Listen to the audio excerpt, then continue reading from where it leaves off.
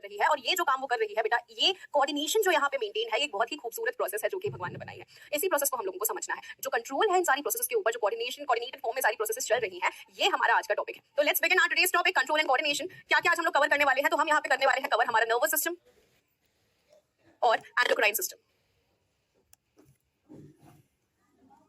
चलो, सबसे पहले बात आती है कि हमारे शरीर में कोई भी चीज जब कंट्रोल हो रही है या कोऑर्डिनेट हो रही है, तो यहाँ पे कौन कौन से सिस्टम्स हमारे शरीर के रिस्पॉन्सिबल होते हैं उसके लिए। सबसे पहला होता है हमारा नर्वस सिस्टम, यानी कि हमारा दिमाग, हमारा स्पाइनल कॉर्ड, जहां से नर्व्स निकल रही है, हमारे दिमाग के थ्रू जो सिग्नल आ रहा है, वो सारी चीजों को कंट्रोल कर रहा है। फॉर एग्जाम्पल, अगर मेरे दिमाग में आया कि यहाँ पे एक स्माइली बना दो, तो ये स्माइली मैंने बनाया क्योंकि मेरे दिमाग ने मुझे सिग्नल दिया, सिग्नल आया न्यूरॉन की हेल्प से, और यहाँ पे मैंने ये डायग्राम बना दिया। यानी कि एक तरीका है हमारा नर्वस सिस्टम का कंट्रोल। और एक होता है हमारा एंडोक्राइन सिस्टम, यानी कि हमारे हार्मोन्स जो हमारे शरीर को कंट्रोल करते हैं। फॉर एग्जाम्पल, आपकी एक स्लीप वेक साइकिल है कि आपको रात में ही नींद आती है, कुछ लोगों को दोपहर में भी बहुत ज्यादा नींद आती है, मेरे जैसे लोगों को। लेकिन ये जो पर्टिकुलर हमारा स्लीप वेक साइकिल है, इसको एक हार्मोन कंट्रोल करता है जिसका नाम होता है मेलेटोनिन। सिमिलर तरीके से बहुत सारे हार्मोन्स होते हैं, जैसे कि प्रेगनेंसी हार्मोन होता है जो प्रेगनेंसी में एक बहुत इंपॉर्टेंट रोल प्ले करता है, जिसको हम बोलते हैं प्रोजेस्टेरोन।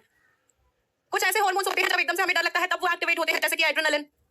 कुछ ऐसे हार्मोन्स होते हैं जो दूसरी चीजों में मदद करते हैं, जिनके बारे में हम डिटेल में पढ़ेंगे, जो इन सारे हार्मोन्स को कंट्रोल करते हैं। यानी कि हमारे शरीर में जो कंट्रोल, जो कोऑर्डिनेशन है पूरा का पूरा, वो सारा कोऑर्डिनेशन यहाँ पे बात करता है हमारी दो सिस्टम से रिलेटेड, एक नर्वस सिस्टम और एक एंडोक्राइन सिस्टम। अब आप मुझे ये बताइए कि नर्वस सिस्टम बेहतर है या फिर एंडोक्राइन सिस्टम बेहतर है? कौन सा सिस्टम यहाँ पे बेहतर सिस्टम है इन दोनों में? फटाफट से बताइए। अभी क्या मेरी आवाज थोड़ी ठीक है? अभी मैंने माइक थोड़ा पास में कर लिया है, आई होप अभी थोड़ी सी आवाज ठीक होगी। अभी इज इट फाइन? अभी थोड़ा बेटर है?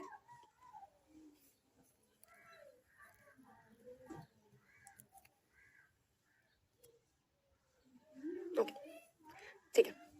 अब बहुत सारे बच्चे बोल रहे हैं कि मैम नर्वस सिस्टम एकदम बढ़िया से होता है, लेकिन कुछ बच्चे यहाँ पे हार्मोनल सिस्टम तो किसी ने भी बोला, दोनों या तो बोथ बोल रहे हो या तो नर्वस सिस्टम बोल रहे हो। तो एक बात को समझना, अगर हमारे शरीर में दोनों सिस्टम्स अवेलेबल हैं, तो वो दोनों ही कहीं ना कहीं हमारे लिए बहुत ज्यादा हेल्पफुल है। अगर मैं नर्वस सिस्टम की बात करूं तो ये जरूर बहुत फास्ट सिस्टम है, जैसे ही मैंने सोचा वैसे ही यहाँ पे लिख दिया, ये फास्ट सिस्टम है। एंडोक्राइन सिस्टम थोड़ा सा स्लो है कि एक हार्मोन जहां से रिलीज होता है वहां से उसको अपनी निर्धारित जगह पे जाने के लिए थोड़ा सा वक्त लग जाता है। लेकिन अब यहाँ पे मैं एक बात तुम लोगों से पूछना चाहती हूँ, क्या तुम्हारे शरीर के एक एक सेल तक कोई नर्व जा रही है? पॉसिबल ही नहीं है। इतने सारे सेल्स हैं, हर एक सेल तक एक नर्व नहीं जा सकती है, लेकिन हर एक सेल तक हार्मोन्स जो है वो ब्लड के थ्रू खुलकर जा सकते हैं। ब्लड में खुले हुए होते हैं हार्मोन्स, ब्लड के थ्रू जाते हैं, राइट? तो ये जो हार्मोन्स है वो एक एक सेल तक जा सकते हैं, लेकिन नर्व्स एक एक सेल तक नहीं जा सकती हैं। इसीलिए एंडोक्राइन सिस्टम इस मामले में थोड़ा बेहतर हो जाता है कि it can reach everywhere, bracket में लिख देती हूँ, every cell of the body. लेकिन यहाँ पे जो नर्वस सिस्टम है वो आपके हर एक सेल तक नहीं जा सकता। ठीक है, इस चीज को ध्यान रखना। अच्छा, सबसे पहले ये बताओ कि अभी भी साउंड में किसी को दिक्कत आ रही है क्या? तो मैं एक बार चेक करवा लेती हूँ, एक बार यस या नो बता दीजिए, जिससे मैं जाऊँ और उसको सही करवा के। अभी भी साउंड में बच्चा लोगों को थोड़ी बहुत दिक्कत आ रही है क्या आपको? फटाफट से बता दीजिए। ओके, नहीं है दिक्कत? क्लियर है? चलो ठीक है। अब देखो बच्चा, अब हम लोग इस चीज को देख रहे थे कि हमारे पास में दो चीजें हैं कंट्रोल करने के लिए, एक हमारा नर्वस सिस्टम है और एक हमारा कौन सा है? Endocrine system. अब जो नर्वस सिस्टम है, यहाँ पे नर्वस सिस्टम फास्ट सिस्टम होता है, लेकिन वो हमारे हर एक कोशिका, हर एक सेल तक नहीं पहुंच सकता है। लेकिन एंडोक्राइन सिस्टम जो है वो हमारा भले ही स्लो हो, लेकिन एक एक सेल तक पहुंच सकता है। इसलिए नर्वस सिस्टम भी अच्छा है और एंडोक्राइन सिस्टम भी हमारा अच्छा सिस्टम होता है। इन्हीं दोनों सिस्टम्स के बारे में हम लोगों को बात करनी है, क्योंकि ये बहुत ज्यादा इंटरेस्टिंग सा हमारा चैप्टर होने वाला है। तो सबसे पहले यहाँ पे आपके सामने एक माइंड मैप बना हुआ है, ये बड़ा जरूर हमको बात करनी है, क्योंकि ये बहुत ज्यादा इंटरेस्टिंग सा हमारा चैप्टर होने वाला है। तो सबसे पहले यहाँ पे आपके सामने एक माइंड मैप बना हुआ है, ये बड़ा जरूर लग रहा है, लेकिन अगले कुछ 15 से 20 मिनट में ये पूरा का पूरा माइंड मैप आप बेहतरीन तरीके से खुद से बना पाएंगे। ठीक है, तो चलिए शुरुआत करते हैं। सबसे पहले जो आपका नर्वस सिस्टम होता है ना बच्चा, वो दो पार्ट्स में डिस्ट्रीब्यूटेड होता है, एक सेंट्रल नर्वस सिस्टम और एक पेरिफेरल नर्वस सिस्टम। तो अब इस चीज को यहाँ पे ध्यान से समझना। ठीक है, सबसे पहली बात आती है हमारा जो ब्रेन है, जो हमारा पूरा का पूरा सिस्टम को संभाल रहा है। ब्रेन से निकलती है एक स्पाइनल कॉर्ड। ब्रेन और स्पाइनल कॉर्ड मिलाकर ये सेंटर में, बॉडी के शरीर में, मतलब बॉडी के सेंटर में यहाँ पे मौजूद होते हैं। इसीलिए इनको बोला जाता है द सेंट्रल नर्वस सिस्टम। शरीर के बीचों बीच मौजूद होते हैं ये सेंट्रल नर्वस सिस्टम। और फिर इनसे जो नसें निकल रही हैं, इनसे जो नर्व्स इस प्रकार से निकल रही हैं, ये बॉडी के हर एक पार्ट तक इसको लेकर जा रही है इंफॉर्मेशन को। और ये जो यहाँ से नर्व्स निकल रही है, इनको बोला जाता है पेरिफेरल। पेरिफेरल यानी कि जो साइड्स में मौजूद होता है, जो बॉडी का बाकी के जो हिस्से में मौजूद है, वो हमारा पेरिफेरल, यानी कि उसके साइड्स में जो मौजूद है वो नर्वस सिस्टम होता है। तो हमारा नर्वस सिस्टम दो पार्ट्स में डिवाइडेड है, एक ब्रेन, एक स्पाइनल कॉर्ड।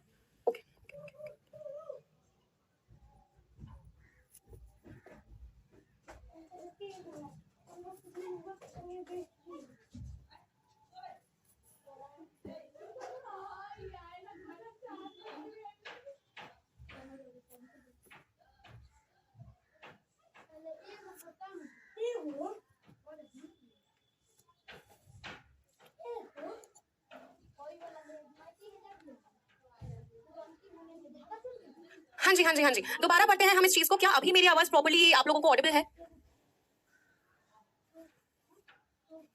अभी ऑडिबल है?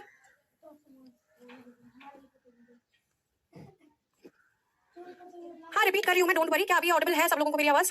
प्रॉपर्ली, चलो बहुत बढ़िया। तो अब हम लोग क्या देख रहे हैं कि हमारा जो नर्वस सिस्टम है, यानी कि हमारा जो ब्रेन है, जो स्पाइनल कॉर्ड है और जब बाकी के जो नर्व्स हैं, उनको हम लोगों ने दो हिस्सों में डिवाइड कर रखा है। एक जो हमारे शरीर के सेंटर में मौजूद होता है, सेंटर में क्या मौजूद होता है, हमारा ब्रेन, यानी कि जो मेन कंट्रोलिंग सिस्टम है वो हमारा ब्रेन है। ब्रेन से क्या निकलती है, स्पाइनल कॉर्ड यहाँ पे निकलती है, ये रही हमारी स्पाइनल कॉर्ड। ये हमारे शरीर के बीचों बीच मौजूद होते हैं, इसीलिए इन दोनों को कंबाइन करके बोला जाता है द सेंट्रल नर्वस सिस्टम। शरीर के बीचों बीच ये मौजूद है, ठीक है। अब इनसे जो नर्व्स निकल रही हैं दोनों तरफ से, जो ब्रेन से यहाँ से नर्व्स निकल रही हैं, इस प्रकार से स्पाइनल कॉर्ड से जो नर्व्स निकल रही हैं, जो सिग्नल लेकर जा रही हैं शरीर के अलग अलग हिस्सों तक, ये क्या है, ये पेरिफेरी पे मौजूद है। पेरिफेरी यानी कि जो साइड्स में मौजूद है हमारे ब्रेन और स्पाइनल कॉर्ड के, और इनको बोला जाता है पेरिफेरल नर्वस सिस्टम, PNS, ठीक है, पेरिफेरल नर्वस सिस्टम। यानी कि हमारा नर्वस सिस्टम दो हिस्सों में डिवाइडेड है, एक सेंट्रल नर्वस सिस्टम और एक पेरिफेरल नर्वस सिस्टम। सिंपल सी बात है, चलो ठीक है। तो यहाँ पे माइंड मैप का पहला स्टेप जो है वो हो जाता है, nervous system is divided into central nervous system और पेरिफेरल नर्वस सिस्टम। अब सबसे पहले सेंट्रल नर्वस सिस्टम की यहाँ पे बात की जाए तो ये किस-किस का बना हुआ है, ब्रेन का और स्पाइनल कॉर्ड का यहाँ पे बना हुआ है। अब यहाँ पे क्रेनियल नर्व्स और स्पाइनल नर्व्स का नंबर हम लोगों को देखना है कि कितनी है। क्रेनियल नर्व्स यहाँ पे कितनी मौजूद होती है, 12 क्रेनियल नर्व्स मौजूद होती है, लेकिन स्पाइनल नर्व्स 31 पेयर में मौजूद होती है। यहाँ पे इस चीज को ध्यान रखना कि ये पेयर्स है। क्रेनियल नर्व्स का मतलब क्या है, जो हमारे ब्रेन से निकल रही है, जो हमारे ब्रेन से निकल रही है। यहाँ पे डायग्राम देखो इस चीज का, डायग्राम कहाँ है, यहाँ पे हमारे ब्रेन से निकलने वाली ये जो नर्व्स हैं यहाँ पे, इनको बोला जाता है क्रेनियल नर्व्स, और ये मौजूद होती हैं 12। लेकिन अगर मैं बात करूं स्पाइनल नर्व्स की तो वो होती है 31 पेयर्स, 31 इस साइड 31 इस साइड। तो टोटल कितनी हो गई, टोटल हो गई यहाँ पे 62। ऑप्शन में जब आएगा तब आप कंफ्यूज नहीं होंगे, ये टोटल 62 होती है, 31 इस साइड 31 शरीर के इस साइड, ठीक है, ये होती है। तो ये बेटा हमारा पेरिफेरल नर्वस सिस्टम में जो नर्व्स निकल रही हैं वो उनका नंबर है बच्चा, ब्रेन, स्पाइनल कॉर्ड, सेंट्रल, उनसे निकलने वाली नर्व्स पेरिफेरल, सिंपल, ठीक है, ये होना चाहिए। अब यहाँ पे हम लोग आगे बढ़ते हैं इस चीज में। देखो बच्चा, अब हम लोगों ने और क्या देख लिया यहाँ पे, peripheral nervous system. Peripheral nervous system में सबसे पहला जो यहाँ पे स्टेप है वो डिवाइडेड है ऑटोनॉमिक नर्वस सिस्टम और सोमैटिक नर्वस सिस्टम। अब यहाँ पे सोमैटिक नर्वस सिस्टम वो होता है जो हमारे वॉलंटरी मसल से कनेक्टेड रहता है। अब इस चीज को यहाँ पे हम लोगों को समझना है। Just give me a second बच्चा, just give me a second.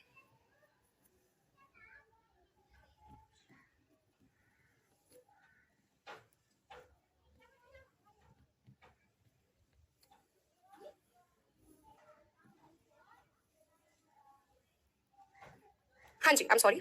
Okay, तो हम लोग क्या पढ़ रहे थे बच्चा, यहाँ पे जो पेयर्स हैं, यहाँ पे जो नहीं है, जब हम क्रेनियल नर्व्स का भी नाम पढ़ेंगे तब आपको वो चीज भी क्लियर हो जाएगी कि मैंने क्यों यहाँ पे पेयर्स का मेंशन नहीं किया है, या फिर पेयर्स का हमें मेंशन क्यों होना चाहिए, ठीक है। अब यहाँ पे इस चीज को समझो बेटा, कुछ नर्व्स ऐसी होती हैं जो हमारे वॉलंटरी एक्शन, जो हम मर्जी से यहाँ पे मैं हाथ का मूवमेंट कर पा रही हूँ, ठीक है, या फिर मैं मर्जी से इस प्रकार से लिख पा रही हूँ, या फिर मैं अपनी गर्दन को यहाँ पे घुमा पा रही हूँ, या फिर मैं अपने पैर को मूव कर पा रही हूँ, जो मेरी मर्जी से हो रहा है, उस सिग्नल को अगर ब्रेन के थ्रू लाया जा रहा है तो वो पेरिफेरल नर्वस सिस्टम का कौन सा हिस्सा होगा, सोमैटिक। सोमैटिक नर्वस सिस्टम होगा, जहां पे हम अपनी मर्जी के थ्रू जो काम कर रहे हैं वो ब्रेन से सिग्नल आ रहा है। लेकिन अगर कोई ऐसा काम है जो अपनी मर्जी से हम नहीं कर रहे हैं, जैसे कि ईसोफेगस से खाना जाना नीचे की तरफ, पेरिस्टाल्टिक मूवमेंट हो गया, या फिर हमारे इंटरनल ऑर्गन्स का मूवमेंट हो गया, या फिर हमारे ग्लैंड्स के थ्रू सिक्रेशन हो गया, जो हमारे हाथ में नहीं है उसको ऑटोनॉमिक बोला जाता है। ऑटोनॉमिक यानी कि ऑटोमेटिक से आप लोग इसको याद रख सकते हैं, ऑटोमेटिक यानी कि जो खुद से चलता है, राइट, ऑटोमेटिक यानी कि जो खुद से चलता है। तो ऑटोनॉमस नर्वस सिस्टम वो जो हमारे शरीर के उन हिस्सों तक नर्व्स को पहुंचा रहा है जहां पे हमारा कंट्रोल नहीं है, सोमैटिक यानी कि जहां पे हमारा कंट्रोल है, ठीक है। अब यहाँ पे ऑटोनॉमिक में सबसे पहले हम लोग देखते हैं दो चीजें, सिंपैथेटिक और पैरासिम्पैथेटिक। और जो बच्चे मुझसे पहले पढ़ चुके हैं उनको बहुत अच्छे से पता है पैरासिम्पैथेटिक और सिंपैथेटिक क्या होता है। अब इस चीज को देखते हैं। सबसे पहले तो इस माइंड मैप को दोबारा हम लोग रिवाइज करते हैं। हमारा नर्वस सिस्टम है, ठीक है, नर्वस सिस्टम दो पार्ट्स में डिवाइडेड है, आप लोगों को भी अभी याद होता जाएगा। एक सेंट्रल नर्वस सिस्टम हो गया और एक पेरिफेरल नर्वस सिस्टम हो गया। अब सेंट्रल नर्वस सिस्टम में कौन कौन आ रहा है, यहाँ पे ब्रेन आ रहा है और ब्रेन के साथ में आ रहा है स्पाइनल कॉर्ड। ये मिलके हमारा सेंटर में मौजूद है, तो ये सेंट्रल नर्वस सिस्टम बना रहे हैं। और इनसे निकलने वाली जो नर्व्स हैं वो पेरिफेरी पे मौजूद है, क्रेनियल नर्व्स और स्पाइनल नर्व्स। अब मैंने आप लोगों से ये बोला था कि स्पाइनल नर्व्स मौजूद होती है 31 पेयर्स में, तो जरा हम लोग बात करें क्रेनियल नर्व्स की। ये क्रेनियल नर्व्स का झंझट है क्या, आपको बहुत सारी जगह 12 देखने को मिलेगा, 12 लिखा हुआ है, लेकिन इस चीज को ध्यान रखना कि वो शरीर के दोनों तरफ है, इसीलिए आप इसमें 12 पेयर्स याद रखेंगे, यानी कि कंबाइंडली ये होती है 24। लेकिन नाम हमें 12 पता है क्यों, क्योंकि इस साइड भी वही 12 है, इस साइड भी वही 12 है। और इनका नाम हम लोगों ने हमारे कॉलेज में ऐसे याद रखा था, ऊ टा फागवा, ऐसे याद रखा था। आप लोगों को याद नहीं रखना है, लेकिन मैं आप लोगों को इसका मतलब बता सकती हूँ कि ये कैसा होता था। ऑल्फैक्टरी, ऑप्टिक, ये सारे आते थे, और ट्रोक्लियर आता था, और साथ साथ में फेशियल आता था। ये सारे जो हैं ये हमारे कौन से हो जाते हैं, ये हमारे हो जाते हैं जो क्रेनियल नर्व्स होते हैं, वो दोनों साइड में मौजूद होते हैं, शरीर के इस साइड में भी और शरीर के इस साइड में भी मौजूद होते हैं, ठीक है। अब बात आती है स्पाइनल नर्व्स की, तो वो होते हैं 31 पेयर्स। चलो ठीक है। अब पेरिफेरल नर्वस सिस्टम को मैंने कैसे बांट रखा था, इस चीज को मैं बताती हूँ। पेरिफेरल नर्वस सिस्टम को मैंने बांट रखा था, या तो एक सेकंड बच्चा, पेरिफेरल नर्वस सिस्टम या तो सिग्नल लेकर जाएगा हमारे शरीर के उन हिस्सों में जहां पे हमारा कंट्रोल नहीं है, तो उनको हम लोग बोलेंगे ऑटोनॉमस नर्वस सिस्टम, और जहां पे हमारा कंट्रोल है उसको बोलेंगे सोमैटिक, ठीक है। अब ऑटोनॉमस नर्वस सिस्टम की जरा बात कर ली जाए कि ये हमसे क्या बोलता है। फॉर एग्जाम्पल, अब यहाँ पे एक एग्जाम्पल है, पैरासिम्पैथेटिक मोड सब लोगों को पता है ऑलरेडी, राइट। अब इस चीज को देखो, क्या होता है कि फॉर एग्जाम्पल सपोज आपके पीछे कुत्ता पड़ गया, ठीक है, अब पहले से यही बताती आ रही हूँ, बेस्ट तरीका है इस चीज को समझने का। आपके पीछे जब कुत्ता पड़ जाएगा तब क्या होगा, एकदम से बहुत ज्यादा हमें डर लगता है, चेहरे का रंग उड़ जाता है, मुंह सूख जाता है, और आंखों की जो पुतलियां है वो बड़ी बड़ी हो जाती है। आंखों की पुतलियां बड़ी क्यों होती है पता है, जैसे हम ज्यादा वाइड एरिया में देख सके कि हम बच के कहाँ जा सकते हैं, ये एक नेचर का फिनोमेनन है, ठीक है। तो आंखों की जो पुतलियां है वो बड़ी हो जाती है, और एकदम से हम बहुत ज्यादा, हमारी जो हार्ट बीट है वो तेज हो जाती है जब कुत्ता हमारे पीछे पड़ता है। और ये तब होता है, अब किसी भी इस चीज पे हमारा कोई कंट्रोल है क्या, नहीं, हमारा कोई कंट्रोल नहीं है इन चीजों पे। तो इसीलिए ये ऑटोनॉमस के अंदर आता है और ये जो है वो है हमारा सिंपैथेटिक सिस्टम। सिंपैथेटिक यानी कि जब हम लोग डरे हुए स्टेट में हैं, जब हम लोग डरे हुए स्टेट में हैं। अब क्या हुआ, एकदम से आपने देखा पीछे तो कुत्ता गायब था, कुत्ता था ही नहीं, तो अब आपका शरीर रिलैक्स करेगा कि चलो वो चला गया है। अब आपकी जो हार्ट बीट है वो वापस नॉर्मल हो जाएगी। अब आपको जो एकदम से स्वेटिंग बहुत ज्यादा हो रहा था वो नॉर्मल हो जाएगा। आपका माउथ अब जो सूख रहा था वो अब नॉर्मल हो जाएगा। आपकी आंखों की पुतलियां जो बड़ी बड़ी हो गई थी वो अब वापस अपने नॉर्मल साइज में आ जाएंगी। तो ये हमारा होता है जब हम रिलैक्स स्टेट में होते हैं, तब ये हमारा पैरासिम्पैथेटिक सिस्टम होता है। अब इसको जब मैं आप लोगों को बताऊंगी तब आप लोगों को उन सारी चीजों को याद करने की भी जरूरत नहीं पड़ेगी, क्योंकि ये सब हम ऑलरेडी जानते हैं। यहाँ पे देखो, कहाँ गया, यहाँ पे देखो। तो सबसे पहले सिंपैथेटिक में देखो, तो सिंपैथेटिक में डायलेट्स प्यूपिल्स यानी कि आंखों की पुतलियां बड़ी बड़ी हो जाएंगी, ठीक है। उसके बाद में सलाइवा प्रोडक्शन कम हो जाएगा, ये भी पता है मैम। हार्ट रेट इंक्रीज हो जाएगी, ठीक है। ब्लड वेसल्स एकदम से कंस्ट्रिक्ट हो जाएंगे क्योंकि बीपी बढ़ जाएगा। एकदम से ब्लड जो है हमारा हार्ट बहुत तेज तेज पंप करने लगेगा कि भैया हम भागना है तो बहुत ज्यादा ऑक्सीजन की जरूरत है हमारे शरीर के हर एक सेल को, तो इसलिए ब्लड ज्यादा पंप करना पड़ेगा। तो हमारी हार्ट बीट इंक्रीज हो जाएगी, हमारा ब्लड प्रेशर इंक्रीज हो जाएगा, हमारे जो ब्रोंकाई हैं वो डायलेट हो जाएंगे, यानी कि वो ज्यादा स्पेस देंगे कि ऑक्सीजन को हम ज्यादा अपने लंग्स तक पहुंचा सके, जिससे वो पूरे शरीर तक पहुंच सके। तो हमारे ब्रोंकाई डायलेट हो जाएंगे, स्केलेटल मसल्स तक ब्लड फ्लो ज्यादा जाएगा क्योंकि उन्हीं को हमें इस्तेमाल करके भागना है। उसके बाद में ग्लूकोज जो है वो यहाँ पे रिलीज होगा जिससे कि हमें ज्यादा एनर्जी मिल सके, और हार्मोन सीक्रेट होंगे जो स्ट्रेस हार्मोन होता है जिसको हम एड्रेनालिन बोलते हैं, जिसके बारे में हम बात करेंगे कि एड्रेनालिन रश होता है एकदम से, वो एड्रेनालिन। उसके बाद में जो ब्लैडर है वो रिलैक्स होगा। तो ये सारी चीजें कब होती हैं, जब हमारे पीछे कुत्ता बढ़ जाता है। सिंपल सा सिंपैथेटिक सिस्टम से कुछ भी आए तो याद करना, जब डरते हो तब क्या क्या होता है। इसका जस्ट अपोजिट हो जाता है पैरासिम्पैथेटिक में, जब आप रिलैक्स हो जाते हैं। जब आप रिलैक्स हो जाते हैं तब वो पैरासिम्पैथेटिक सिस्टम होता है। तो जब इसका अपोजिट हो जाएगा, वापस पीपल नॉर्मल साइज पे आ जाएगा, सलाइवा प्रोडक्शन इंक्रीज हो जाएगा, हार्ट रेट अब नॉर्मल हो जाएगी, ब्लड वेसल्स अब कैसे हो जाएंगे, अब थोड़ा सा रिलैक्स हो जाएंगे, ब्रोंकाई अब वापस कॉन्स्ट्रिक्ट हो जाएंगे, इतना ज्यादा स्पेस जितना दे रहे थे उतना नहीं देंगे, अब स्केलेटल मसल से उतना ज्यादा ब्लड फ्लो नहीं होगा। यानी कि हर एक चीज हम लोगों को अपने आप याद है। बायो में रटने की हम लोगों को जरूरत नहीं है, ठीक है, रटने की हम लोगों को जरूरत नहीं है। मैम लड़कियों को देखकर लड़के नर्वस क्यों होते हैं, क्योंकि तुम्हें डर लगता है लड़कियों से, इसलिए काली माता का रूप धारण कर आती हैं लड़कियां, इसलिए तुम्हें डर लगता है। और जब डर लगता है तब सिंपैथेटिक सिस्टम एक्टिवेट होता है और फिर स्ट्रेस हार्मोन्स रिलीज होते हैं तुम्हारे शरीर में। समझे? तो फालतू के क्वेश्चंस पूछोगे हम ब्लॉक करवा देंगे तुमको, समझे? चलो, I hope this is clear to everyone of you कि हमारे हाथ में जो चीज नहीं होती है, ऑटोनॉमस नर्वस सिस्टम जो ऑटोमेटिक होता है, उसके दो पार्ट्स होते हैं, राइट। दो पार्ट्स कौन कौन से होते हैं? एक होता है हमारा सिंपैथेटिक, एक पैरासिम्पैथेटिक। डर लगे सिंपैथेटिक, ना डर लगे तब हमारा क्या हो जाता है, पैरासिम्पैथेटिक। अब मैं हमेशा बच्चों को बोलती हूँ कि एग्जाम में हमारा कौन सा सिस्टम एक्टिवेटेड होना चाहिए, सिस्टमिक होना चाहिए कि पैरासिम्पैथेटिक, मतलब सॉरी सिंपैथेटिक होना चाहिए कि पैरासिम्पैथेटिक होना चाहिए। हमें एग्जाम में जब डर लगता है तब हम बहुत अच्छी तरह से आंसर्स को देख नहीं पाते, और जो क्वेश्चंस की मैं प्रैक्टिस करवाती हूँ जहाँ पे नोटा हमेशा जवाब होता है, ऐसे क्वेश्चंस को तुम गलत कर आते हो जब तुम डरे हुए स्टेट में होते हो। लेकिन जब तुम पैरासिम्पैथेटिक स्टेट में होगे तब आराम से तुम अपने आंसर्स को वहां पे दे पाओगे। लेकिन मैम आपने तो बोला कि ये हमारे कंट्रोल में नहीं है, हम कंट्रोल ही नहीं कर सकते, तो ऑटोनॉमिक का पार्ट है। तो बेटा पैरासिम्पैथेटिक सिस्टम अगर एक्टिवेट करना है एग्जाम में, तो ये आपके धीरे धीरे मेहनत के साथ में होगा, आपकी प्रैक्टिस के साथ में होगा। अपने शरीर को आदत डलवाओ एग्जाम जैसे माहौल की। जब भी आप पेपर दे रहे हो कोई भी, तब भी उस पेपर को ऐसे एनवायरनमेंट में दो जैसा कि आपका एग्जाम हो रहा हो, तो आपके दिमाग को उस चीज की आदत हो जाएगी, बहुत यूज्ड हो जाएगा। बेटा पढ़ के हर एक बच्चा जाता है एग्जाम प्रेशर को, एग्जाम स्ट्रेस को जो हैंडल कर पाता है सिर्फ वही रैंक लेकर आता है। और इसलिए मैं हमेशा बोलती हूँ कि आपके एग्जाम में आपका कौन सा सिस्टम एक्टिवेटेड होना चाहिए अपने आप से, तो वो होना चाहिए पैरासिम्पैथेटिक सिस्टम। और ये आता है मेहनत से, ये आता है लगन से, ये आता है डिसिप्लिन डेडिकेशन से। तो इस चीज को याद रखेंगे। चलो आगे बढ़ा जाए। अब बात आती है हमारी, हम लोगों ने माइंड मैप में अभी तक इतनी चीजें देख ली थी कि ऑटोनॉमिक में हमारे पास में सिंपैथेटिक और पैरासिम्पैथेटिक सिस्टम आ गया था। अब बचा है हमारा सोमैटिक सिस्टम। सोमैटिक यानी कि वो जिसको हम कंट्रोल कर पा रहे हैं, हमारे हाथ को यहाँ पे हम अपने हिसाब से मूव कर पा रहे हैं, पैर को मूव कर पा रहे हैं। तो ये चीज हम लोगों ने नर्वस सिस्टम, जब हम लोगों ने नर्वस टिश्यू पढ़ा था तब भी हम लोगों ने ये चीज देखी थी। अब इसके बारे में बात करने से पहले सबसे पहले न्यूरॉन की एनाटॉमी को हम यहाँ पे रिवाइज कर लेते हैं, ठीक है। चलो यहाँ पे देखो, ये एक न्यूरॉन था जो हमारे ब्रेन का एक मेजर फंक्शनल यूनिट होता है, जैसे कि किडनी का नेफ्रॉन होता है, हमारे ब्रेन हमारे नर्वस सिस्टम का न्यूरॉन होता है। सिग्नल आता है डेंड्राइट से, रिवाइज करो वापस, सिग्नल कहां से आता है, डेंड्राइट्स के थ्रू आता है। और यहाँ पे ये क्या है, सेल बॉडी, जिसको सोमा भी बोलते हैं, सेल बॉडी है यहाँ पे, और ये रहा न्यूक्लियस, और यहाँ से सिग्नल जाता है आपके एक्सॉन से एक्सॉन टर्मिनल में, और एक्सॉन टर्मिनल में यहाँ पे रिलीज होते हैं न्यूरोट्रांसमीटर्स। हर एक चीज हम पहले पढ़ चुके हैं, इसीलिए थोड़ा सा फास्ट यहाँ पे मैं जा रही हूँ। यहाँ पे मौजूद होते हैं न्यूरोट्रांसमीटर्स, और यहाँ पे जो स्पेस मौजूद होता है इसको बोला जाता है साइनैप्स। साइनैप्स बोला जाता है। ये नोड्स ऑफ रैनवियर हैं जो बीच बीच में यहाँ पे मौजूद हैं, और यहाँ पे एक माइलिन शीट मौजूद है जो कि कौन बनाता है, ये बनाता है यहाँ पे Schwann cells. Schwann cells myelin sheath बनाते हैं जो कि एक इंसुलेटिंग शीट होती है, और इसीलिए यहाँ पे जब सिग्नल जाता है वो जंप कर करके जाता है, और इस जंपिंग की वजह से ही यहाँ पे जो सिग्नल है वो बहुत फास्ट तरीके से ट्रांसमिट हो जाता है। न्यूरॉन का अगर एक भी हिसाब से पूछा जाएगा कि नोड ऑफ रैनवियर क्या होता है, या फिर साइनैप्स क्या होता है, या फिर श्वान सेल क्या होते हैं, माइलिन शीट क्या होती है, हर एक चीज आप लोगों को पता है। अब आप मुझे ये बताइए कि फास्टर ट्रांसमिशन किसमें होगा, माइलिन वाले सेल्स में होगा या नॉन माइलिन वाले में? माइलिनेटेड सेल्स भी हम लोगों को मिलते हैं शरीर में, और नॉन माइलिनेटेड अनमाइलिनेटेड सेल्स भी हम लोगों को मिलते हैं। तो आप मुझे ये बताइए कि कहां पे फास्टर ट्रांसमिशन होगा इंफॉर्मेशन का, फटाफट से बताइए। सॉल्टेटरी कंडक्शन, वेरी गुड, इसको सॉल्टेटरी कंडक्शन बोला गया था, जहां पे जो सिग्नल है वो फास्ट फास्ट जाता है, एकदम से क्विकली जाता है।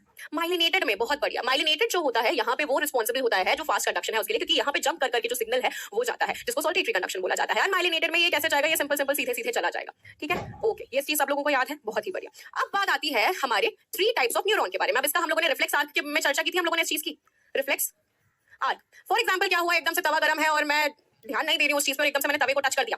जैसे ही मैंने टच कर दिया तो मेरा शरीर अपने आप को बचाने की कोशिश करेगा, वो ये बोलेगा कि भैया हाथ हटा लो नहीं तो जल जाएगा। तो यहाँ से ये यहाँ पे तवा रखा हुआ है, ठीक है, अब तवे पे मैंने हाथ लगा दिया गलती से, तो यहाँ से जो सिग्नल है वो मेरे ब्रेन तक जाएगा, सेंसरी न्यूरॉन जो होगा, जो सेंस करेगा, वो मेरे ब्रेन तक इस सिग्नल को लेकर जाएगा। यहाँ पे ब्रेन है और ब्रेन के साथ में मौजूद है स्पाइनल कॉर्ड। अब ब्रेन और स्पाइनल कॉर्ड में यहाँ पे एक मौजूद होगा इंटर न्यूरॉन, जो कि इस चीज को प्रोसेस करेगा कि भैया ठीक है सिग्नल तो आ गया, अब इस सिग्नल का करना क्या है। ठीक है, तो यहाँ पे आ गया इंटर न्यूरॉन। अब मेरा ब्रेन बोलेगा कि भैया अब हाथ हटा लो, नहीं तो हाथ जल जाएगा। ठीक है, तो अगर मैं इसको हटाऊंगी तो फिर क्या होगा, यहाँ पे एक और सिग्नल यहाँ से ब्रेन से आएगा, जिसको हम क्या बोलते हैं, इसको बोला जाता है मोटर न्यूरॉन के थ्रू ये सिग्नल आया है कि भैया हाथ हटा लीजिए, ये मेरे मसल तक जाएगा। ठीक है, ये हो गया। तो यहाँ पे आया सेंसरी न्यूरॉन, इंटर न्यूरॉन और मोटर न्यूरॉन। तो अब हम वापस जाते हैं हमारे माइंड मैप की तरफ, और माइंड मैप में हम लोगों ने यहाँ पे अब हमको देखना है सोमैटिक, यानी कि जो हमारे कंट्रोल में है उसके दो हिस्से हैं, एक सेंसरी और एक मोटर। सेंसरी जो चीजों को सेंस करके सिग्नल पहुंचा रहा है ब्रेन तक, और मोटर जो वापस सिग्नल को लेकर आ रहा है। यानी कि ये माइंड मैप अब हम लोगों को पूरा का पूरा याद हो गया है। अगर आपको भरोसा नहीं है तो वापस इस चीज को मैं रिवाइज करवाती हूँ, आपको सब समझ में आ जाएगा। देखो बच्चा, दोबारा माइंड मैप दोबारा बना रहे हैं, हर एक चीज यहीं पे याद हो जाएगी। नर्वस सिस्टम के दो हिस्से हम लोगों को पता है, एक तो सेंट्रल नर्वस सिस्टम, एक peripheral nervous system. Central nervous system में आ गया ब्रेन और spinal cord, peripheral nervous system के दो हिस्से हो जाएंगे। अगर हमारे कंट्रोल में नहीं है तो वो ऑटोमेटिक होगा, यानी कि ऑटोनोमस होगा, और हमारे कंट्रोल में नहीं है तो या तो हमें डर लग रहा होगा, कुत्ता पीछे पड़ा होगा, तो वो हो जाएगा सिंपैथेटिक, या तो वो हमारे कंट्रोल में अभी भी नहीं है लेकिन हम अब रिलैक्स स्टेट में है, तो वो हो जाएगा पैरासिम्पैथेटिक। ठीक है, अब एक और हो जाता है, यानी कि जो हमारे कंट्रोल में है जिसको बोला जाता है सोमैटिक। तो सोमैटिक में दो चीजें हो जाएंगी, सेंसरी जो हम सेंस कर रहे हैं वो वाला सिस्टम, और एक जो मोटर है जो कि उस इंफॉर्मेशन को लेकर जा रहा है उस मसल तक, जो कि हाथ हटा रहा है। यानी कि अब ये माइंड मैप जो है, जो इतना बड़ा सा यहाँ पे दिख रहा था, कहाँ है माइंड मैप। अब ये सब लोगों को क्लास में ही याद हो गया है कि नहीं हो गया है। मैंने बोला था 15 मिनट में ये चीज आप लोगों को याद हो जाएगी, समझ में आ जाएगी। क्या ये माइंड मैप आप खुद से बना सकते हो तुम लोग? क्या ये चीज ईजी हो गई है सब लोगों के लिए? हाँ जी, बोलो बोलो बोलो बोलो, जरा बोलते क्यों नहीं, बोलो ना, बोलो बोलो बोलो। ओके, क्लियर हो गया, खुद से बना सकते हैं। ठीक है, फाइन, चलो ठीक है, ये हो गया हम लोगों का बहुत ही बढ़िया तरीके से, ये हम लोगों को अब समझ में आ गया है। अब एक चीज मैं यहाँ पे आप लोगों को बताती हूँ कि जब भी हम रिफ्लेक्स आर्क की बात करते हैं, ठीक है, जब भी तुम लोगों से पूछा जाएगा रिफ्लेक्स आर्क के बारे में, तब एक चीज आप याद रखना कि यहाँ पे ब्रेन की जगह मोस्टली स्पाइनल कॉर्ड आएगा। क्यों? क्योंकि रिफ्लेक्स आर्क में हमको बहुत जल्दी हाथ हटाना है। ठीक है, रिफ्लेक्स एकदम से आता है, अब ब्रेन तक जाएगा तो ब्रेन उसको लगा हुआ है प्रोसेस करने में, और तब तक तो हाथ का ना मोए हो चुका होगा ऑलरेडी। ठीक है, जैसा तुम लोग बोल रहे थे यहाँ पे कमेंट में। इसीलिए जिससे जल्दी वापस से रिस्पॉन्स आ जाए, तो ये सिग्नल सिर्फ स्पाइनल कॉर्ड तक जाता है, और यहीं से मोटर न्यूरॉन के थ्रू हमारा हाथ हट जाता है। तो जब भी रिफ्लेक्स आर्क की बात होगी तब आप बोलेंगे कि वहां पे स्पाइनल कॉर्ड रिलेटेड है, ना कि ब्रेन, क्योंकि ब्रेन बहुत टाइम लगा देगा किसी भी चीज में। ठीक है, ये हो जाता है हमारा रिफ्लेक्स आर्क से रिलेटेड स्पाइनल कॉर्ड, इस चीज को ध्यान रखना। ओके, चलो अब आगे बढ़ा जाए। अब बात करते हैं हम लोग हमारे ब्रेन की।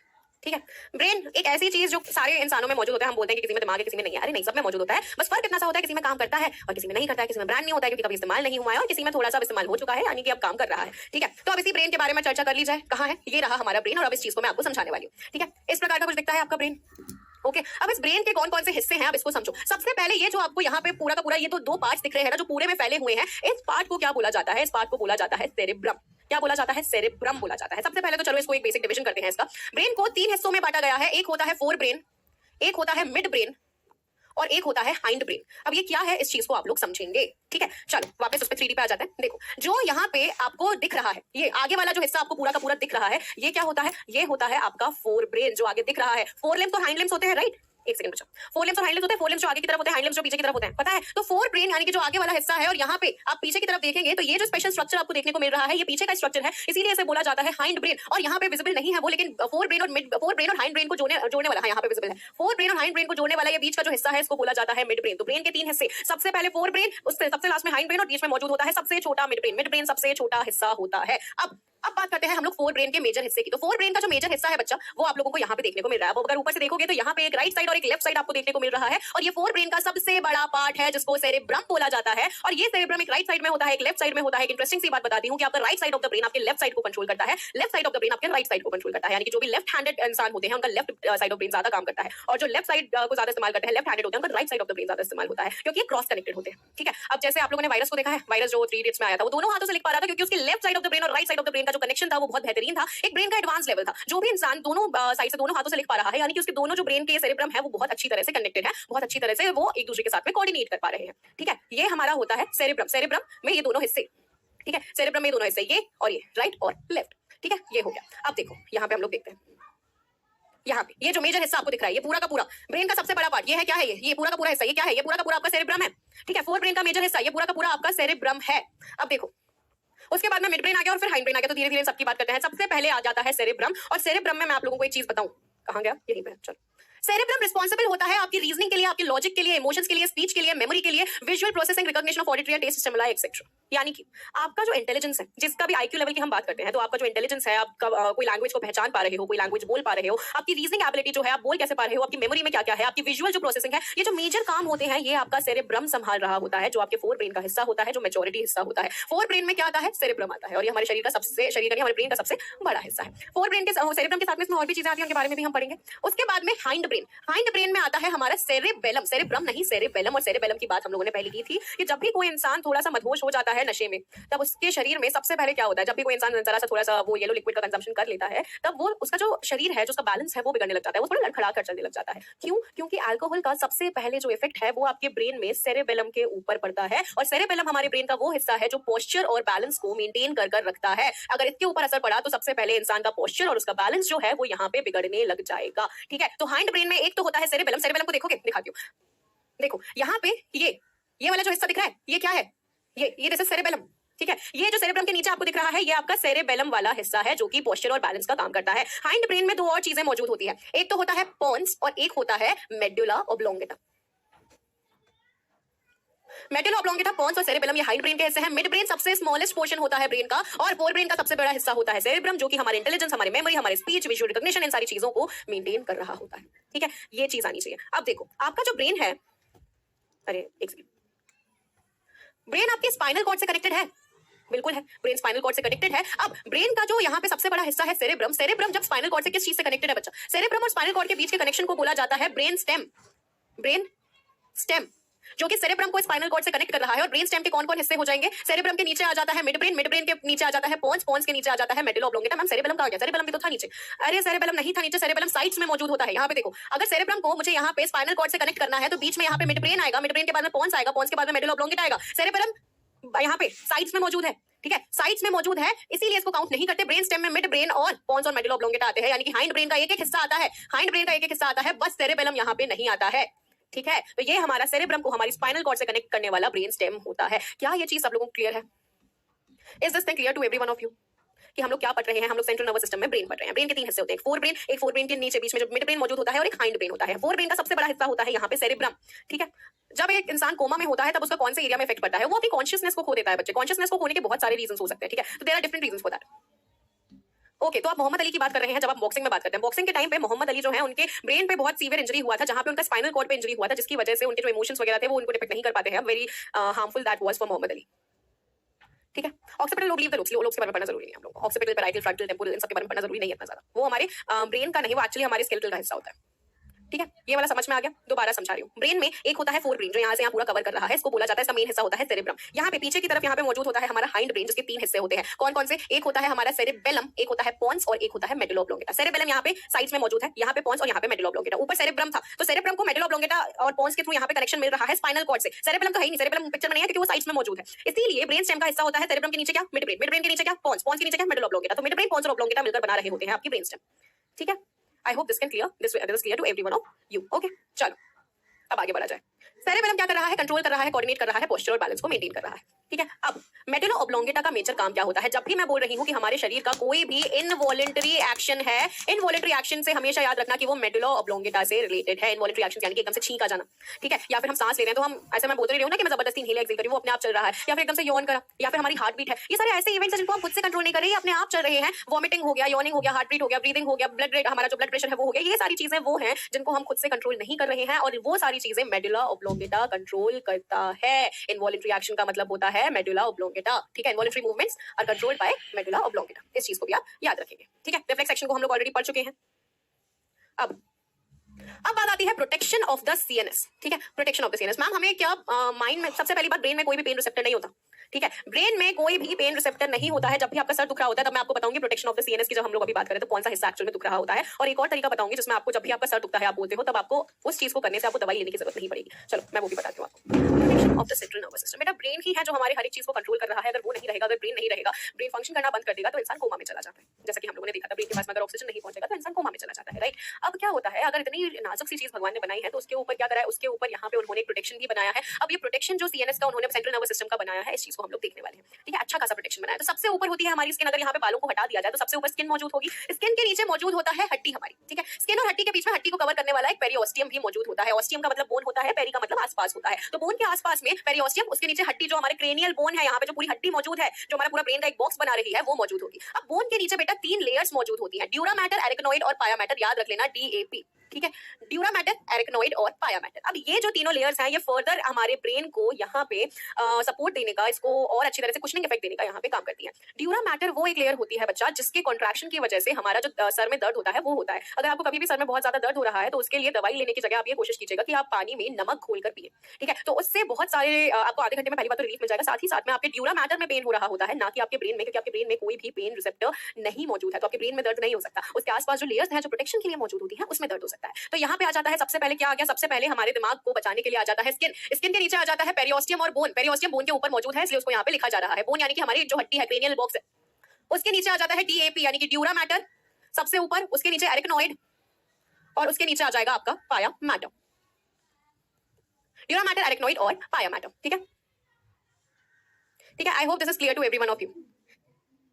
शुगर सॉल्ट को रिप्लेस कर सकता है क्या? तो बच्चा अगर आप सॉल्ट को लेते हैं तो that will be comparatively more easy. और कभी भी ऐसा होता है कि आपको एकदम से चक्कर आ रहे हैं, ऐसा कुछ हो रहा है, तो आप ओरल रिहाइड्रेशन सॉल्यूशन को पीते हैं, ORS के नाम से जो मिलता है हम लोग को, राइट। उसमें क्या होता है, उसमें बेसिकली इलेक्ट्रोलाइट्स ही होते हैं। अगर आपको घर पे ORS बनाना है तो आप क्या कर सकते हैं, शक्कर और नमक को पानी में घोलकर पी सकते हैं, और ये जो तरीका है इससे आपके चक्कर आना वहीं के वहीं बंद हो जाएंगे। तो आप घर में इस चीज का इस्तेमाल कर सकते हैं। मार्केट में मिलने वाला WHO का जो ORS होता है वो आपको हेल्प करता है, क्योंकि उसमें फर्दर और एडिशनल इलेक्ट्रोलाइट्स होते हैं जो आपको अपने घर में इतनी आसानी से नहीं मिल पाते, लेकिन घर पे जो तरीका है वो आप इसका इस्तेमाल कर सकते हैं, ठीक है। तो ये हमारा क्या हो गया, ये हमारे ब्रेन के ऊपर की कवरिंग होगी। I hope this is clear to everyone of you,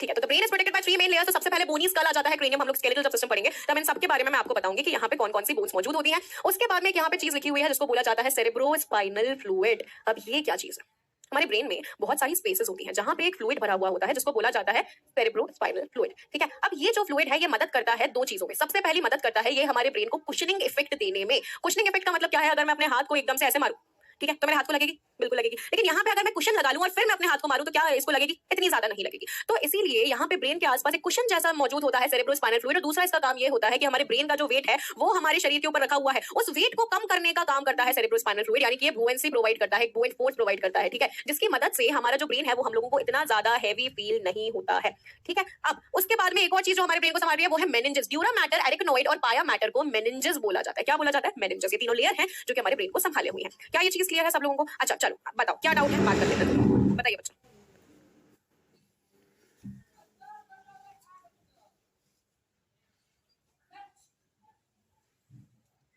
Manish ji, यहाँ पे मेरे सिवा स्टूडियो इंचार्जेस भी रहते हैं जो आपके कमेंट्स को देख रहे हैं, जो आप बच्चों को ब्लॉक करने का काम करते हैं, है ना।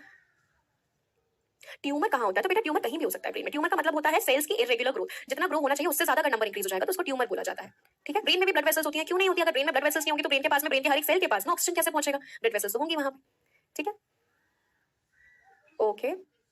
हेडेक के टाइम पे बाम क्या करता है, तो बेटा कभी भी जब भी हमें किसी भी शरीर के हिस्से में दर्द होता है तब हमारी जो ब्लड वेसल्स हैं वो कॉन्ट्रैक्ट करती हैं। तो वो जो बाम होता है ना वो हमारी नसों को थोड़ा सा रिलैक्स कर देता है, जिसकी वजह से ब्लड प्रॉपर्ली फ्लो हो पाता है। ब्लड प्रॉपर्ली फ्लो होता है तो हमें पेन जो है वो कम होता है। तो यूजुअली जो बाम होते हैं उनका काम होता है कि वो हमारी नर्व्स को, जो हमारे वहां पे वेसल्स हैं, उनको वापस क्या कर देता है, रिलैक्स कर देता है, ठीक है। दिमाग कभी नहीं दुख सकता क्योंकि उसके पास में पेन के लिए कोई रिसेप्टर ही नहीं है। नस फटना क्या होता है बेटा, यूजुअली हम लोग बोलते हैं कि मेरे दिमाग की नसें फट रही हैं। नसें फट रही हैं का मतलब एक्चुअल में वो फट नहीं रही होती, फट रही होती है तो आप हॉस्पिटल में होते हैं। फट रही है का मतलब आपको बहुत ज्यादा एक्सटेंसिव अमाउंट ऑफ पेन हो रहा है, ये होता है, ठीक है। चक्कर कैसे आते हैं, जब आप थोड़े से अनकॉन्शियस हो जाते हैं, जब आपके ब्रेन को प्रॉपर ऑक्सीजन नहीं मिल पाता है, तब यूजुअली ऐसा सीन होता है कि आपको चक्कर आने का प्रोसेस होता है।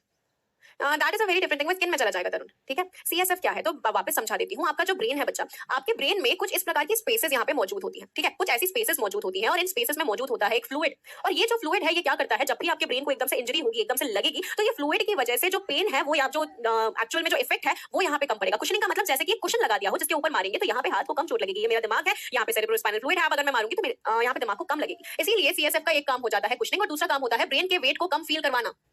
ब्रेन का जो वेट है उसको कम फील करवाता है, ये बुओयंसी प्रोवाइड करता है। आप फिजिक्स में पढ़ेंगे इस चीज को, ठीक है। वेट को कम फील कराता है। ये तो ब्रेन तो बहुत हैवी है, सर पे रखा रहेगा ऐसे तो दुखेगा, ठीक है, ओके। दैट इज सीजर्स बेटा, दैट इज उसकी स्पेलिंग होती है, दैट इज सीजर्स। सीजर्स हो गया या फिर अल्जाइमर्स हो गया, ये ऐसी बीमारियां हैं जिनके बारे में अभी हम लोग डिटेल में इतना ज्यादा नहीं जानते, ठीक है, क्योंकि वो बहुत ज्यादा फिर पूरा नर्वस सिस्टम में चला जाएगा, हमें इतना ही समझने की अभी जरूरत है। पेन कैसे स्टार्ट होता है ब्रेन में? ब्रेन में सबसे पहली बात पेन नहीं होती। अगर पेन हमारे शरीर में कहीं भी हो रहा होता है तो उसके लिए एक हार्मोन होता है स्पेसिफिक, जिसका नाम होता है प्रोस्टाग्लैंडिन्स। प्रोस्टाग्लैंडिन्स की वजह से हम लोगों को शरीर के किसी भी हिस्से में दर्द होता है। अब जो भी ऐसे हमारे पेन किलर्स होते हैं वो या तो प्रोस्टाग्लैंडिन्स के स्टिमुलेंट, प्रोस्टाग्लैंडिन्स के रिलीज को रोक देते हैं, या फिर ये जहां पे जाकर पेन का इफेक्ट करवा रहे हैं उसको ब्लॉक कर देते हैं, जिसकी वजह से हमें प्रोस्टाग्लैंडिन्स का इफेक्ट फील नहीं होगा तो प्रोस्टाग्लैंडिन्स रिलीज नहीं होगा। ये काम होता है पेन किलर्स का, ठीक है। मैम ऐसी कौन सी बीमारी में एस्पेक्ट ब्लड, बहुत सारी सिचुएशंस ऐसी हो सकती हैं जहां पे ब्लड वेसल जो है वो बर्स्ट हो जाती है, बहुत सारी ऐसी कंडीशंस होती हैं, एक कोई कंडीशन नहीं होती। मेटासेफेलॉन, डायनसेफेलॉन, टीलेंसेफेलॉन, ये बेटा हम लोगों को इतना ज्यादा डिटेल में यहाँ पे नहीं जाना है। ब्रेन में जितने हिस्से हम लोगों ने पढ़े हैं, fore brain, mid brain, hind brain, और उसमें हम लोगों ने जो भी पढ़ा है बस उतना ही हमारे लिए काफी है, ठीक है।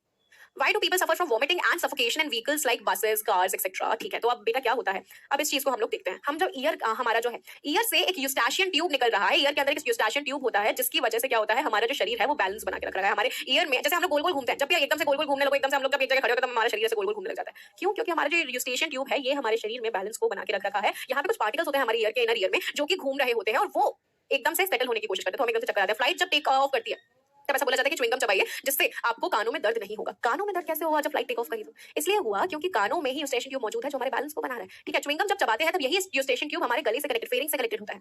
तो क्या होता है, च्युइंगम चबाने की वजह से सलाइवा सिक्रीट होगा और वो यूस्टेशियन ट्यूब से उसका कनेक्शन की वजह से हमारा सर जो है वो वहां पे कम घूमेगा और कानों में दर्द कम होता है, ठीक है। ये हमारा होता है। I hope this is clear to everyone of you. उसके बाद में सिमिलर तरीके से जब हम ट्रैवल कर रहे होते हैं तब भी हमारा जो कान में जो छोटे छोटे बीड्स होते हैं जो एक फ्लूइड में मौजूद होते हैं वो जैसे ही हिलते हैं ना, तो इसी की वजह से हमें एकदम से चक्कर आने लगते हैं। बहुत सारे लोगों को मोशन सिकनेस होती है, मुझे भी है, ठीक है। हाई एल्टीट्यूड सिकनेस क्या होता है? तो बेटा हाई एल्टीट्यूड पे बेसिकली ये होता है कि जैसे जैसे आप ऊपर जाते जाते हो, आप ज्योग्राफी में भी इस चीज को पढ़े होंगे, ऊपर जैसे जैसे हम जाते जाते हाई एल्टीट्यूड पे वहां पे ऑक्सीजन जो है वो कम होती जाती है। ऑक्सीजन कम जैसे ही हमारे शरीर को मिल रही है वैसे ही ब्रेन तक ऑक्सीजन कम पहुंचती है, जिसकी वजह से हमें हाई एल्टीट्यूड सिकनेस होती है। ऑक्सीजन ब्रेन तक कम पहुंची, हमारे शरीर तक कम पहुंची तो हमारा ब्रेन ऑटोमेटिकली वीक हो जाएगा, हमारा शरीर ऑटोमेटिकली वीक हो जाएगा, ठीक है। ओके, ऑनियन काटते समय भी हम लोग च्युइंगम खाते हैं, जैसे टीयर्स हम लोगों को नहीं आते क्योंकि इंटरनली ये सारी चीजें कनेक्टेड है। सलाइवा का सिक्रेशन जैसे ही होता है तब वो हमारी ऑप्टिक नर्व से कहीं ना कहीं कनेक्टेड होता है, ठीक है। नहीं प्रेशर इतना ज्यादा नहीं लेना है, ठीक है। I hope this thing is clear. अभी तुम लोगों का कंसल्टेशन खत्म हुआ तो हम लोग आगे बढ़े बच्चा लोगों।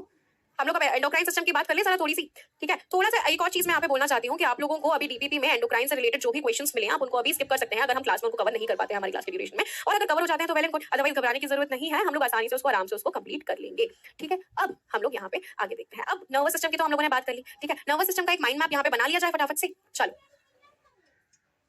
एक माइंड मैप बनाते हैं और उसके बाद में आगे बढ़ते हैं। Nervous system, central nervous system, peripheral nervous system. Central nervous system के यहाँ पे हमारे पास में आ जाते हैं दो हिस्से, एक तो ब्रेन आ जाता है और एक स्पाइनल कॉर्ड आ जाता है, ठीक है। ब्रेन में हमारे पास में तीन हिस्से होते हैं, एक तो फोर ब्रेन, एक मिड ब्रेन और एक हाइंड ब्रेन, ठीक है। फोर ब्रेन का सबसे बड़ा हिस्सा होता है सेरेब्रम, सेरेब्रम, और ये सेरेब्रम क्या कर रहा है, intelligence, speech, reasoning, memory etcetera, इन सारी चीजों में ये मदद करता है। उसके बाद में मिड ब्रेन होता है जो स्मॉलेस्ट होता है, और हाइंड ब्रेन के फिर तीन हिस्से होते हैं, कौन कौन से, एक तो होता है सेरेबेलम, एक होता है पोन्स और एक होता है मेडुला ऑब्लोंगेटा। सेरेबेलम का काम क्या होता है, तो सेरेबेलम का यहाँ पे सिंपल सा काम है कि वो हमारे शरीर का पोस्चर और बैलेंस को मेंटेन कर रहा है, पोस्चर बैलेंस। मेडुला ऑब्लोंगेटा का मेजर फंक्शन होता है कि वो इनवॉलंटरी एक्टिविटीज को देख रहा होता है, इनवॉलंटरी एक्टिविटीज जैसे कि यॉर्निंग हो गया, स्नीजिंग हो गया, ये सारी चीजों को वो मेंटेन करता है। अब यहाँ पे एक और चीज आ जाती है कि मिड ब्रेन, पोन्स और मेडुला ऑब्लोंगेटा मिलकर क्या बना रहे हैं, हमारा ब्रेन स्टेम बना रहे हैं, ठीक है। इसके बाद में और क्या चीज हो जाती है कि ब्रेन की जो कवरिंग होती है उसकी तरह हम थोड़ी सी बात कर लेते हैं कि इसमें कवरिंग में सबसे पहले मौजूद होता है स्किन, स्किन के बाद में मौजूद है पेरियोस्टियम, फिर बोन और फिर मेनिंजेस। मेनिंजेस में तीन मेनिंजेस होती हैं, ड्यूरा मैटर, एरिकनॉइड और पाया मैटर, ये तीनों होती हैं। और ब्रेन को और कौन सपोर्ट कर रहा है, तो वो करता है सेरेब्रोस्पाइनल फ्लूइड, और सेरेब्रोस्पाइनल फ्लूइड के दो काम होते हैं, एक तो वो कुशनिंग प्रोवाइड करती है, कुशन इफेक्ट प्रोवाइड करती है, साथ में जो वेट है ब्रेन का उसको हम लोगों को कम फील करवाती है। तो ये हमारा मेजरली क्या हो गया, ये हमारा हो गया ब्रेन, ठीक है। ब्रेन में आई होप ये सारी चीजें सब लोगों को क्लियर है। अब एक दूसरे से बात करने की जगह अगर यहाँ पे फोकस करोगे तो मुझे बहुत अच्छा लगेगा बच्चा लोगों, ठीक है। अब पेरिफेरल नर्वस सिस्टम में सबसे पहले तो क्रेनियल नर्व्स आती हैं, और क्रेनियल नर्व्स कितनी होती हैं, तो ये होते हैं बेटा 12 पेयर। उसके बाद में स्पाइनल नर्व्स कितनी होती हैं, तो स्पाइनल नर्व्स होती हैं 31 पेयर। अब पीएनएस में कौन कौन से हिस्से होते हैं, तो सबसे पहले तो यहाँ पे हमारे पास में आ जाता है ऑटोनोमिक, ऑटोनोमस पेरिफेरल सिस्टम। अब इसमें आ जाता है एक सिंपैथेटिक और पैरासिम्पैथेटिक। उसके बाद में एक और हमारे पास में यहाँ पे आ जाता है सोमैटिक, और सोमैटिक में एक आएगा सेंसरी और एक आएगा मोटर। ठीक है, ये चीज सब लोगों को क्लियर हुई है कि नहीं हुई है? पेरिफेरल नर्वस सिस्टम में ऑटोनॉमस सोमैटिक, ये हमारा हो गया पूरा का पूरा mind map. I hope this thing is clear. अब यहाँ पे थैलेमस हाइपोथैलेमस बेसिकली बच्चा फोर ब्रेन के पार्ट्स होते हैं, आप इनको मेंशन कर सकते हैं कि हाइपोथैलेमस थैलेमस किसका पार्ट होता है, उसके बारे में भी हम चर्चा करेंगे, उनका फंक्शन क्या होता है। ठीक है, ये चीज सब लोगों को क्लियर होनी चाहिए। इस माइंड मैप में अगर कोई भी एडिशनल चीज आपको ऐड करनी है जो हम लोगों ने लेक्चर में पढ़ा है लेकिन यहाँ पे नहीं लिखा है, आप उस चीज को भी ऐड कर लीजिएगा उस चीज में। ठीक है, तो यहाँ पे हमारा नर्वस सिस्टम जो है वो कंप्लीट हो जाता है। अब हम बात करते हैं हमारे एंडोक्राइन सिस्टम की। एंडोक्राइन सिस्टम को शुरू करने से पहले मुझे 1 मिनट का ब्रेक दे दीजिए जिससे कि मैं पानी पी के आ जाऊँ और फिर हम लोग यहाँ पे उस चीज को आगे कंटिन्यू करते हैं। ठीक है, डिफरेंट डिफरेंट, हाँ उस चीज को मैंने बता दिया। ठीक है, चलो अभी जस्ट गिव मी 1 मिनट, मैं पानी पी के आ रही हूँ।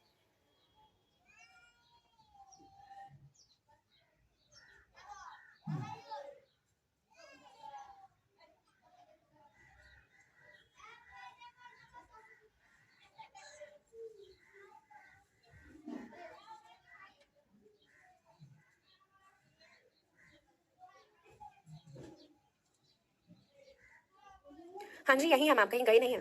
ठीक है, चलो अब हम लोग बात करते हैं हमारे एंडोक्राइन सिस्टम के बारे में। एंडोक्राइन सिस्टम हमारे शरीर का वो सिस्टम होता है जहां पे हार्मोन्स के सिक्रेशन की हम बात करते हैं। अब यहाँ पे दो प्रकार के सिस्टम्स को हमें कंपेयर करना है, एक एक्सोक्राइन और एक एंडोक्राइन। अब इनके बीच में क्या फर्क होता है, तो इस चीज को देखो बेटा। एंडोक्राइन वो होते हैं जो कि सपोज यहाँ पे ग्लैंड मौजूद है, ये अपने सिक्रेशन को सीधे कहाँ डाल देंगे, यहाँ पे ब्लड बह रहा है, सीधे अपने सिक्रेशन को ये ब्लड में डाल देंगे। एक्सोक्राइन वो होते हैं जो कि क्या करते हैं, अगर यहाँ पे एक एक्सोक्राइन ग्लैंड है तो उस एक्सोक्राइन ग्लैंड से एक डक्ट निकलेगा, एक पाइप निकलेगा और जो भी इसके सिक्रेशन है वो पाइप लेकर जाएगा जहां पे भी उसको काम करना है। वहां पे सीधे बारिश हो गई थी ब्लड में, लेकिन यहाँ पे जो यहाँ पे डक्ट है वो लेकर जा रहा है निर्धारित जगह तक जो भी एक्सोक्राइन ग्लैंड के थ्रू सिक्रेशन यहाँ पे हो रहे हैं। और मेजरली जो सिक्रेशन होते हैं वो होते हैं एंजाइम्स के, या फिर हम बोलते हैं स्वेट के, या फिर हम बोलते हैं ऑयल ग्लैंड्स के। तो ये सारे सिक्रेशंस में यहाँ पे डक्ट मौजूद होता है, यानी एक्सोक्राइन ग्लैंड्स में डक्ट मौजूद होता है, लेकिन एंडोक्राइन ग्लैंड्स में डक्ट मौजूद नहीं होता है। सीधे ब्लड में चीजें जा रही हैं और ये होता है बच्चा, ये क्या होता है, ये हमारा होता है यहाँ पे हार्मोन्स। और हार्मोन्स वो होते हैं जो हमारे शरीर में बहुत सारी चीजों को कोऑर्डिनेट कर रहे हैं, कंट्रोल कर रहे होते हैं। आई होप ये चीज सब लोगों को क्लियर है। एंडोक्राइन सिस्टम में हमारे पास में हमारे शरीर में बहुत सारे ग्लैंड्स मौजूद होते हैं, जैसे कि pineal, pituitary, hypothalamus, thyroid, parathyroid, thymus, pancreas, adrenal. Males में टेस्टिकल, विमेन में ओवरी। और ये सारी चीजों के नाम हम लोगों ने कहीं ना कहीं किसी बीमारी में सुन रखे हैं। आज ये चीज हम लोगों को क्लियर यहाँ पे होने वाली है। ठीक है, चलो देखो, सबसे पहली बात हम लोग करते हैं पिट्यूटरी ग्लैंड, जिसको पीयूष ग्रंथि भी बोला जाता है। ये जो पिट्यूटरी ग्लैंड है ना, ये पी साइज का होता है, यानी कि एक मटर के दाने जितना छोटा होता है। और ये यहाँ पे ब्रेन के बेस पे यहाँ पे छोटा सा एक ग्लैंड मौजूद होता है। और ये ग्लैंड को बोला जाता है the master gland of all. Master कौन होता है, जो बाकी सारे ग्लैंड्स के सिक्रेशंस को कंट्रोल कर रहा होता है, यानी कि वो बता रहा होता है कि अब तुम ज्यादा सिक्रेशन करो, अब तुम कम सिक्रेशन करो। तो पिट्यूटरी ग्लैंड को मास्टर ग्लैंड भी बोला जाता है। अब ये क्या सिक्रीट करता है, ठीक है, सबसे पहली बात आ जाती है, कि यहाँ पे जो हमारा बेसिकली एंडोक्राइन ग्लैंड है, पिट्यूटरी ग्लैंड, अब ये सिक्रीट करता है ग्रोथ हार्मोन। ठीक है, ग्रोथ हार्मोन में सबसे पहली बात आ जाती है कि ग्रोथ हार्मोन अगर किसी भी बच्चे में ज्यादा सिक्रीट हो रहा है तो बच्चे की जो हाइट है वो बहुत ज्यादा हो जाएगी, वो एकदम जायंट जैसा बन जाएगा, और इसीलिए इस चीज को बोला जाता है जाइगेंटिज्म। लेकिन अगर एडल्ट्स में अगर यही जो बहुत ज्यादा यहाँ पे सिक्रीट हो रहा है, ठीक है, अगर एडल्ट्स में एकदम से ज्यादा सिक्रीट होने लग जाता है, तो जैसे तनु में डायलॉग था ना कि आदमी अदरक जैसे कहीं से भी बढ़े जा रहा है, तो उसी तरह say that was a joke. लेकिन जोक्स अपार्ट, एक ऐसी बीमारी होती है जिसको बोला जाता है एक्रोमेगाली।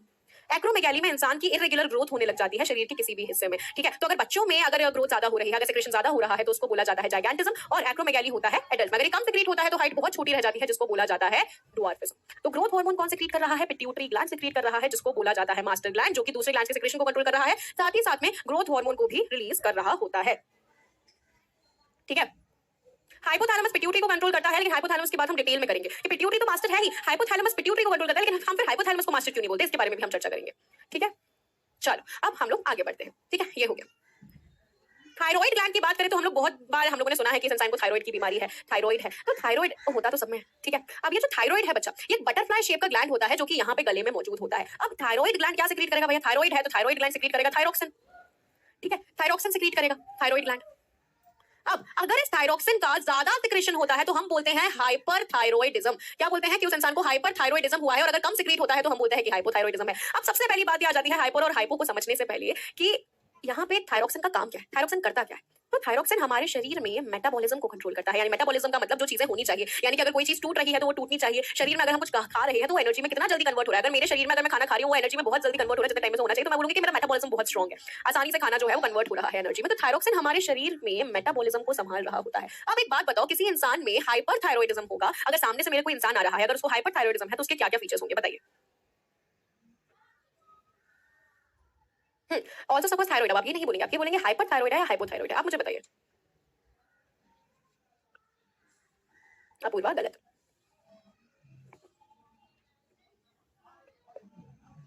सोचो, अगर किसी इंसान को हाइपरथायरॉइडिज्म है, अगर हाइपर होगा तो ओबेसिटी कैसे होगा मेरे बच्चों? हाइपरथायरॉइडिज्म है यानी कि उसका मेटाबॉलिज्म बहुत ज्यादा फास्ट होगा, मेटाबॉलिज्म फास्ट होगा तो वो चीजों को बहुत जल्दी ब्रेक करके एनर्जी बनाएगा, यानी कि ये इंसान बहुत ज्यादा थिन होगा और साथ ही साथ में थिन के साथ में बहुत ज्यादा हद से ज्यादा एक्टिव होगा। लेकिन अगर हाइपोथायरॉइडिज्म की बात करूं तो उसमें थायरोक्सिन कम रिलीज होगा, और कम रिलीज होगा तो ये इंसान ओबेसिटी का शिकार होगा, क्योंकि इसमें मेटाबॉलिज्म ही अच्छे से नहीं हो पा रहा है, कोई भी चीज आसानी से यहाँ पे उसमें कन्वर्ट नहीं हो रही है एनर्जी के अंदर। तो जिनमें भी ओबेसिटी की प्रॉब्लम होती है वो बोलते हैं कि हमें थायराइड की बीमारी है, तो वो हाइपोथायरॉइडिज्म के पेशेंट्स होते हैं।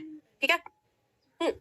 Bulging eyes and thin body, जब भी हमारे पास में कोई पेशेंट आता था तो हम लोगों को उसको देखकर ही पता चल जाता था कि ये इंसान को 100% थायराइड की बीमारी है, और वो भी हाइपरथायरॉइडिज्म है, जबकि उसकी आंखें ऐसी बड़ी बड़ी एकदम होती है, एकदम ऐसी निकली हुई सी आंखें हैं और बहुत ज्यादा इंसान पतला होता है। तो ठीक है, ये हो गया, समझ गए ना पूर्वा? बहुत बढ़िया बच्चा। ठीक है, तो थायराइड मेटाबॉलिज्म को कंट्रोल करता है। थायराइड की एक और बीमारी होती है जिसको हम लोग बोलते हैं गोइटर, और गोइटर में क्या होता है, यहाँ पे थायराइड ग्लैंड मौजूद होता है बटरफ्लाई के शेप का। ठीक है, अब गोइटर में इस गले में स्वेलिंग हो जाती है, और ये गोइटर तब होता है जब थायरोक्सिन एक्सेस अमाउंट में सिक्रीट हो रहा होता है, तब गले में स्वेलिंग आ जाती है। अब एक और इंपॉर्टेंट चीज यहाँ पे आती है कि थायरोक्सिन को बनाने के लिए आयोडीन की जरूरत होती है, इसीलिए हम लोग आयोडीन युक्त नमक को खाते हैं। आयोडीन युक्त नमक में क्या है? आयोडीन युक्त नमक थायरोक्सिन को बनाने में बेहतर तरीके से हेल्प कर रहा है, और बहुत सारे एरियाज ऐसे होते हैं जहां पे लोगों की डाइट में आयोडीन प्रॉपर नहीं आ रहा है, इसीलिए आयोडीन युक्त नमक को एक बेटर टाइप ऑफ नमक माना जाता है, क्योंकि वो आयोडीन की उस रिक्वायरमेंट को पूरी कर रहा है जो हमारे शरीर में थायरोक्सिन बनाने के लिए जरूरी है थायराइड ग्लैंड के द्वारा। ठीक है, हाउ टू क्योर हाइपरथायरॉइडिज्म, उसके लिए बेटा दवाइयां होती हैं जो हमारे शरीर में थायराइड के सिक्रेशन को रेगुलेट करती है, मेंटेन करती है।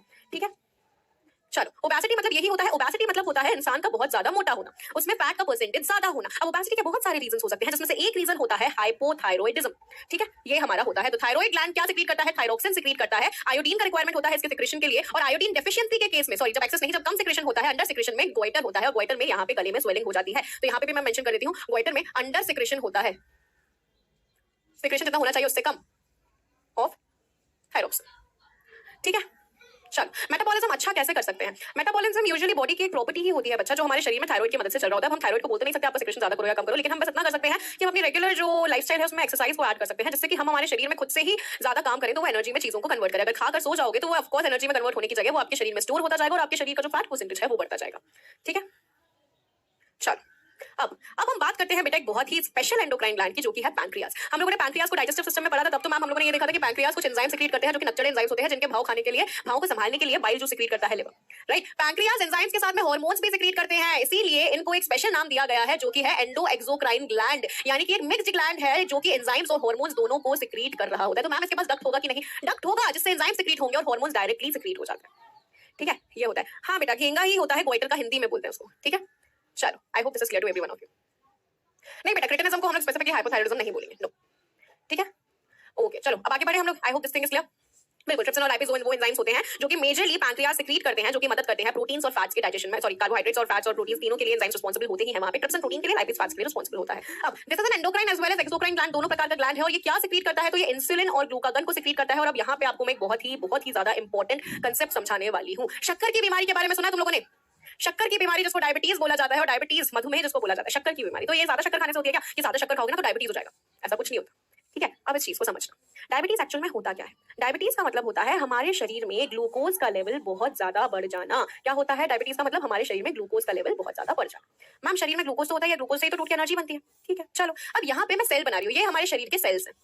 ठीक है, और यहाँ पे मौजूद है आपका ब्लड। अब ब्लड में ग्लूकोज मौजूद है। ठीक है, ब्लड में ग्लूकोज मौजूद है जो हमारे खाने से आया है। अब इस ग्लूकोज को इस सेल के अंदर जाने के लिए इंसुलिन की जरूरत होती है। अगर इंसुलिन नहीं होगा तो ये ग्लूकोज सेल के अंदर नहीं जा पाएगा। अगर सेल के अंदर नहीं जा पाएगा तो इसका क्या काम है?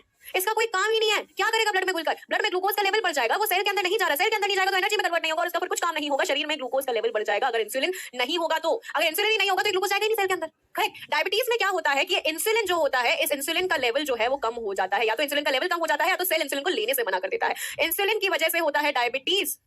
इस चीज को याद रखना, इसीलिए इंसुलिन के इंजेक्शन दिए जाते हैं। इंजेक्शन देंगे, इंसुलिन बढ़ेगा, वो बोलेगा सेल को कि भैया तुम ज्यादा से ज्यादा ग्लूकोज लो। तो मैम शक्कर कहां से आ गई बीच में?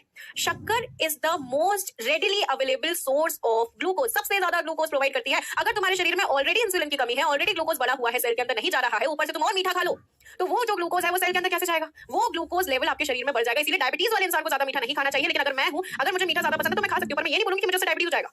मैं ज्यादा मीठा खाऊंगी तो मेरा शरीर इंसुलिन प्रोड्यूस करना बंद तो कर नहीं देगा, है ना? तो यानी कि इंसान को जब डायबिटीज होता है तब उसको मीठा ज्यादा खाने के लिए इसलिए मना किया जाता है क्योंकि उसके शरीर में ऑलरेडी ग्लूकोज बहुत ज्यादा है, और तुम ग्लूकोज डाल दोगे तो क्या होगा भैया? इसीलिए शक्कर की बीमारी बोला जाता है। क्या ये चीज समझ में आई है? क्या ये चीज समझ में आई है आपको? इंसुलिन कौन बना रहा है? पैंक्रियाज बना रहे हैं। क्या ये चीज समझ में आई है कि नहीं आई? सबसे पहले तो आप ये बताइए।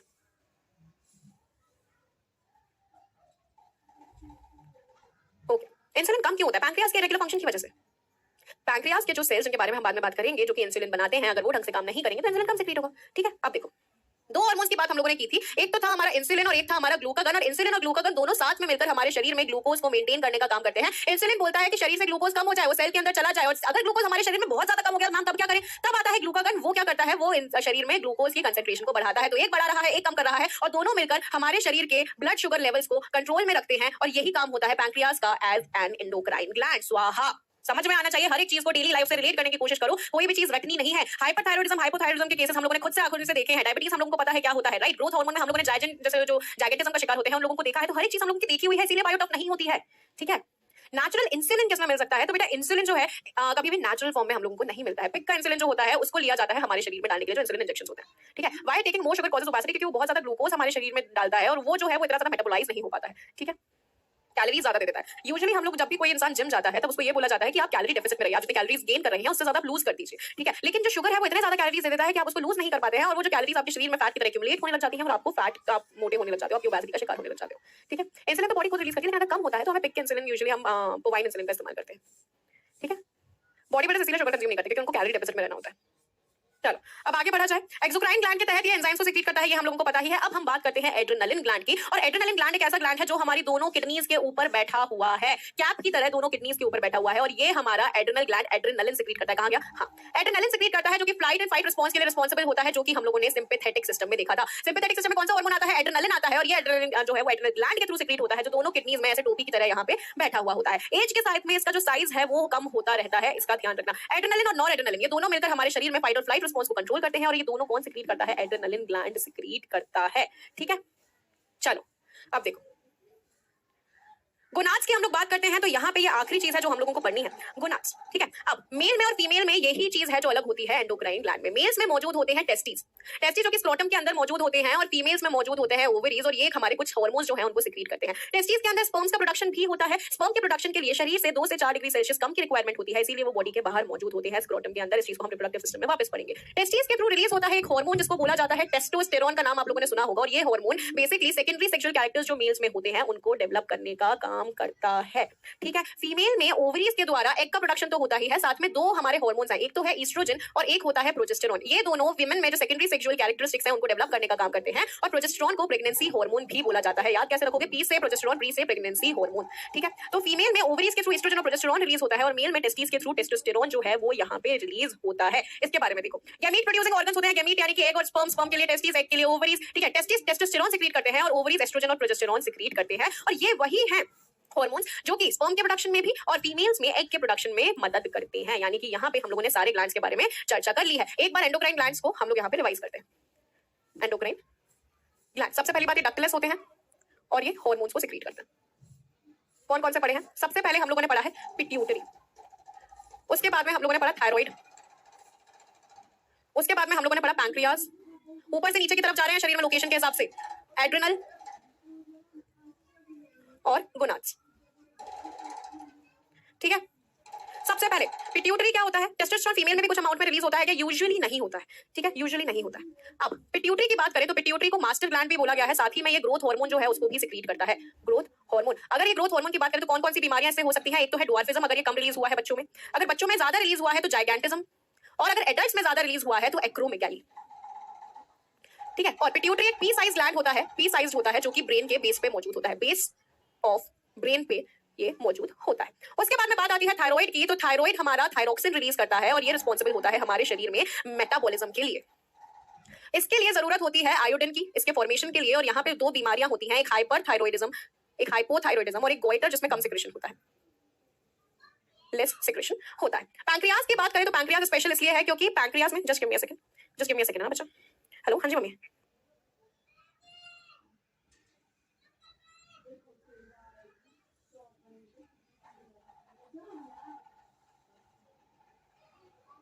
सो सॉरी, वापस आते हैं यहाँ पे। तो पैंक्रियाज जो यहाँ पे है, पैंक्रियाज एक्सो एंडोक्राइन ग्लैंड होते हैं, एंडो एक्सो बोल सकते हैं, मिक्स होते हैं क्योंकि हार्मोन्स और एंजाइम्स दोनों को सीक्रेट कर रहे होते हैं। और पैंक्रियाज से क्या सीक्रेट होता है? ग्लूकागन और इंसुलिन।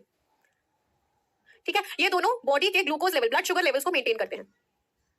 ब्लड शुगर लेवल्स को ये मेंटेन करते हैं। ठीक है, ये क्लियर होना चाहिए। Ma'am why ovulation takes 14 days is in relation with progesterone hormone, ये हम लोग तब पढ़ेंगे जब हम मेंस्ट्रुएशन पढ़ेंगे, पूरा डिटेल में पढ़ेंगे वहां पे। ठीक है, इसके बाद में एड्रेनल आ जाता है, जो कि एड्रेनलिन और नॉर एड्रेनलिन को सिक्रीट करता है, जो कि हमारे शरीर में सिंपैथेटिक सिस्टम के लिए रिस्पांसिबल होता है। नॉर एड्रेनलिन को सिक्रीट करता है, सिंपैथेटिक सिस्टम को ये एक्टिवेट करता है, जैसा कि हम लोगों ने पढ़ा था सिंपैथेटिक सिस्टम। और ये दोनों किडनीज के ऊपर, ओवर बोथ किडनीज के ऊपर ये सिचुएटेड होता है। एंड इसका साइज जो है, size decreases with age, with age. ठीक है, उसके बाद में हमारा आखिरी आ जाता है गोनाड्स। और गोनाड्स जो मेल्स में होते हैं वो होते हैं testes. Testes are responsible for testosterone production, testosterone. उसके बाद में फीमेल्स में जो होता है, फीमेल में होता है ओवरी, और ओवरी रिलीज करता है दो हार्मोन्स को, एक तो हो जाता है एस्ट्रोजन और एक है प्रोजेस्टेरोन।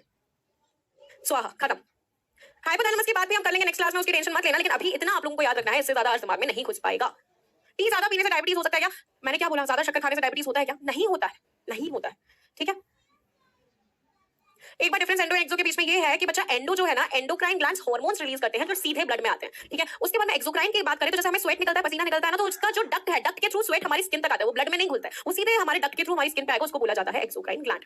डक्टलेस का मीनिंग मैं वापस बता देती हूँ। यहाँ पे एंडो जो होता है, एंडोक्राइन ग्लैंड्स ऐसे होते हैं कि नॉर्मल ऐसे मौजूद है। ठीक है, यहाँ पे ब्लड है तो उनके जो सिक्रेशंस होंगे वो सीधे यहाँ पे बारिश की तरह ऐसे यहाँ पे ब्लड के अंदर आके घुल जाएंगे। लेकिन यहीं पे अगर मैं एक्सोक्राइन ग्लैंड की बात करूं तो बच्चा एक्सोक्राइन ग्लैंड कुछ ऐसा होता है कि यहाँ पे ग्लैंड है और ग्लैंड के पास में यहाँ पे एक ऐसा डक्ट है, और यहाँ पे फॉर एग्जांपल आपकी स्किन है तो यहाँ पे जो हार्मोन्स सॉरी जो एंजाइम्स रिलीज होंगे वो यहाँ पे आके सीधे आपके स्किन के ऊपर स्वेट के फॉर्म में, ऑयल के फॉर्म में, यहाँ पे जो आपके सेबेशियस ग्लैंड्स होते हैं जिसकी वजह से ऑयल का प्रोडक्शन होता है स्किन के ऊपर, राइट, तो वो भी कैसे होता है, वो एक्सोक्राइन होता है। वो क्या सिक्रीट करे, या तो स्वेट या तो ऑयल या तो एंजाइम्स। तो डॉक्टर क्यों बोलते हैं कि मीठा मत खाओ? डॉक्टर मीठा खाने के लिए मना करते हैं बहुत सारी रीजन की वजह से। सबसे पहली बात कि वो कैलोरीज बहुत ज्यादा शरीर को देता है जिसकी जरूरत नहीं होती है। दूसरी बात, अगर आप उसके बाद में ब्रश नहीं करते तो आपके दांतों को खराब करते हैं। तीसरी बात, अगर आपको डायबिटीज है तो फिर वो आपको वहां पे बहुत ज्यादा नुकसान पहुंचा सकते हैं। Why size of adrenal decreases, बेटा एक नॉर्मल प्रोसेस है। अगर हम एक और की बात करेंगे बाद में मैं आपको बताऊंगी, एक और ऐसा ग्लैंड होता है जिसका साइज जो है वो एज के साथ में कम होता है, सिमिलर टू यहाँ पे एड्रेनल। हाई अमाउंट ऑफ किसी भी चीज का एक्सेस अमाउंट कभी भी सही नहीं होता। ठीक है, I hope this thing is clear to every one of you.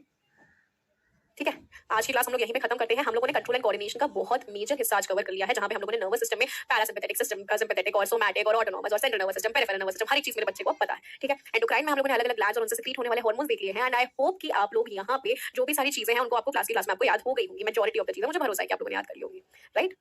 चलो ठीक है, डीपीपी में अगर ऐसा कोई भी क्वेश्चन है जो आपसे सॉल्व नहीं हो रहा है तो बिल्कुल भी टेंशन नहीं लेने का। ठीक है, मैं आऊंगी वापस, तब जो भी चीजें हैं उनको एड्रेस कर दूंगी। ठीक है, आज ज्यादा पढ़ लिया कोई दिक्कत नहीं, इंटरेस्टिंग था, पढ़ लिया, अच्छा है, क्लास में आते तो पढ़ लिया। ठीक है, चलो अब मिलते हैं हम लोग नेक्स्ट क्लास के अंदर। तब तक सब लोग अपना ध्यान रखें। टेक केयर एवरीवन, जय हिंद एंड वंदे मातरम।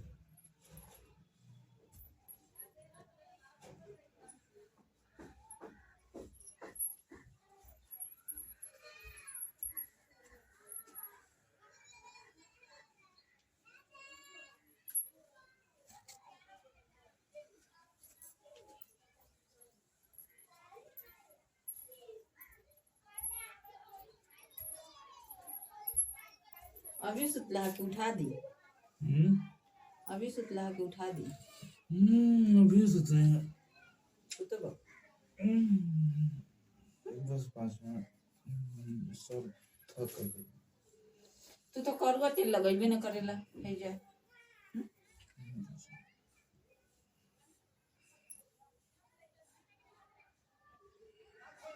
रोक दो का कर बीच में टिप दी तो बन बा रुको ना 2 जन खाली बा ओकर बगल में हाय हाँ